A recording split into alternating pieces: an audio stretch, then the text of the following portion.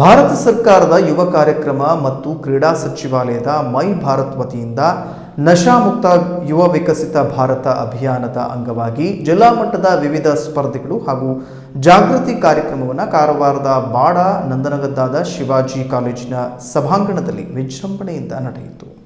15ರಿಂದ 29 ವರ್ಷದೊಳಗಿನ ಯುವ ಜನರನ್ನು ಉದ್ದೇಶಿಸಿ ಜನಪದ ಗೀತೆ, ಜನಪದ ನೃತ್ಯ, ನುಕ್ಕಡ್ ನಾಟಕ, ಮೈಮ್, ಚಿತ್ರಕಲೆ, ಮಾದಕ ವ್ಯಸನ ನಿರ್ಮೂಲನೆಯಲ್ಲಿ ಯುವಜನರ ಪಾತ್ರ ವಿಷಯದ ಭಾಷಣ ಸ್ಪರ್ಧೆ, ಕಿರುಚಿತ್ರ, ರೀಲ್ಸ್, ಘೋಷವಾಕ್ಯ ರಚನೆ ಹಾಗೂ ಸ್ಲ್ಯಾಮ್ ಪೋಯೆಟ್ರಿ ಸೇರಿದಂತೆ ಒಟ್ಟು 8 ಸ್ಪರ್ಧೆಗಳನ್ನು ಆಯೋಜಿಸಲಾಗಿತ್ತು.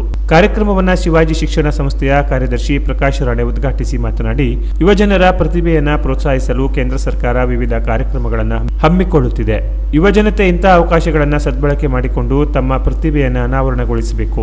ಜೀವನದಲ್ಲಿ ಸ್ಪಷ್ಟ ಗುರಿಯನ್ನು ಹೊಂದಿದ್ದರೆ ಯಾವುದೇ ಸಾಧನೆಯೂ ಅಸಾಧ್ಯವಲ್ಲ. ನಶಾಮುಕ್ತ ಯುವ ವಿಕಸಿತ ಭಾರತ ಅಭಿಯಾನವನ್ನು ಯಶಸ್ವಿಗೊಳಿಸಲು ಪ್ರತಿಯೊಬ್ಬರು ಕೈಜೋಡಿಸಬೇಕು ಎಂದು ಕರೆ ನೀಡಿದರು.